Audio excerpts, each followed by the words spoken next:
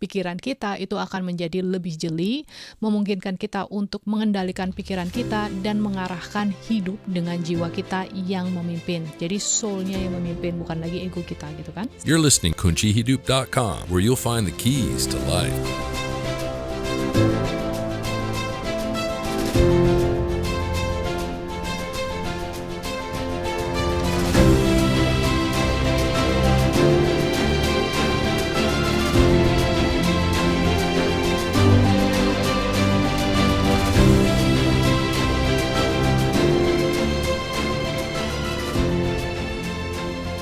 Penghancuran ego itu adalah sebuah proses transformatif yang bervariasi dari orang ke orang.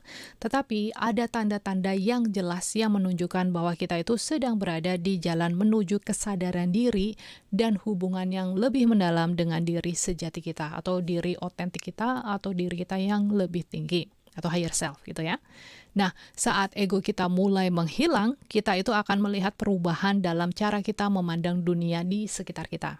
Biasanya ego itu kan cenderung mendominasi pikiran dan penilaian kita, kemudian dia juga akan mengatur tindakan kita dan seringkali mengarah pada sebuah aksi yang kita akan menyesal di kemudian hari. Nah, namun saat kita menguasai reaksi impulsif itu, hal itu menandakan bahwa ego kita itu kehilangan cengkeramannya. Nah, perubahan yang luar biasa terjadi ketika kita mulai melihat sesuatu dari perspektif baru, melihat dunia melalui kacamata baru. Kita menjadi mampu untuk memahami dan berempati dengan ide-ide orang lain misalnya, atau terlepas dari sifat ego yang menghakimi, yang ngejudge gitu ya, dia itu begitu ya. Nah, persepsi yang meningkat ini berasal dari tempat yang lebih dalam di dalam diri kita atau dari jiwa kita, dari soul kita. Nah, merangkul perspektif jiwa itu berarti melihat hal-hal di luar penampilan permukaannya dan mencari makna yang mendasarinya.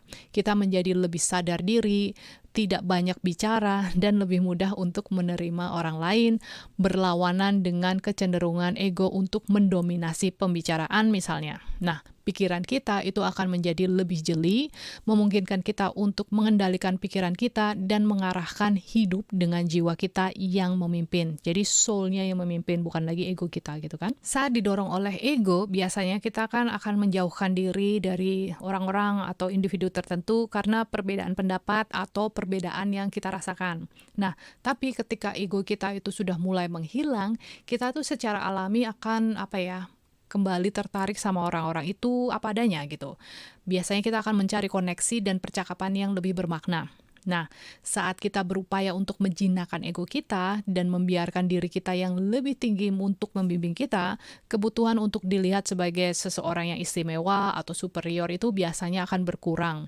Nah, di Instagram itu kan biasanya ada tuh tag influencer favorit kamu atau siapa yang paling menginspirasi kamu dan lain sebagainya. Nah, sebenarnya hal ini itu kan adalah salah satu bentuk dari kebutuhan validasi dan juga kebutuhan untuk dilihat sebagai seseorang yang istimewa atau superior atau bla bla bla bla. Nah, silahkan mulai sekarang untuk memperhatikan seputar hal ini. Kalau teman-teman merasa sangat penting buat melakukan hal itu, berarti egomu itu belum melebur, say. Karena ketika sudah mulai melebur, kita itu menjadi tertarik untuk memahami orang lain, menghargai perspektif unik mereka, dan juga berempati dengan pengalaman-pengalaman mereka. Bahkan mungkin ketika kita tidak sepenuhnya memahami mereka gitu ya. Tapi buat kita ini, proses ini tuh lebih penting daripada kebutuhan untuk dilihat sebagai seseorang yang istimewa. Nah, perbandingan itu juga biasanya akan mulai memudar dan kita menyadari bahwa setiap orang itu, termasuk kita sendiri, itu istimewa dengan caranya sendiri, alias semuanya itu unik kayak gitu.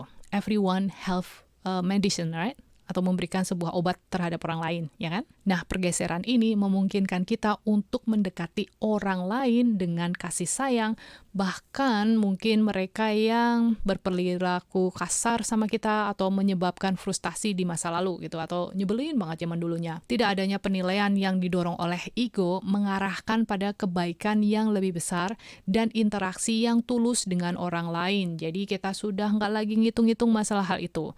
Kita akan mengganti penghakiman dengan penerimaan misalnya.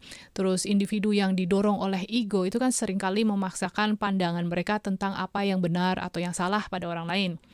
biasanya mereka akan menciptakan ketegangan dan juga permusuhan. Namun saat ego kita itu hilang, kita itu menjadi lebih berpikiran terbuka, terus kita akan memandang kehidupan orang lain dengan rasa ingin tahu dan keinginan tahuan. Jadi ya karena ingin tahu aja, curious aja. Tidak ada lagi peduli dengan siapa yang terbangun atau yang masih terjebak dalam sistem kepercayaan tertentu, atau kita menganut pemahaman bahwa perjalanan setiap orang itu unik dan juga pantas dihormati. Tidak ada lagi I'm better than them or whatever it is, Penghakiman itu kehilangan cengkramannya pada kita dan kita itu menemukan kedamaian dalam menerima diri kita apa adanya dan juga orang lain apa adanya. Nah, penerimaan menjadi cara hidup dan kita akan menghargai keragaman jalan yang diambil orang. Kita menyadari bahwa setiap orang melakukan yang terbaik dengan sumber daya yang mereka miliki saat itu. Dengan ego kita mengambil kursi belakang alias mundur, tidak lagi jadi sopir, dan diri kita yang lebih tinggi atau higher self itu yang jadi sopirnya, kita menjalani hidup dengan rasa kepuasan dan juga harmoni, baik dengan diri sendiri dan juga dunia di sekitar kita. Kesimpulannya, pembubaran ego itu mengarah pada transformasi yang mendalam dan juga kesadaran kita. Saat kita mengamati ketiga tanda ini, mengubah persepsi, nomor 1, merangkul persatuan dengan orang lain, nomor 2, dan mengganti penilaian dengan penerimaan.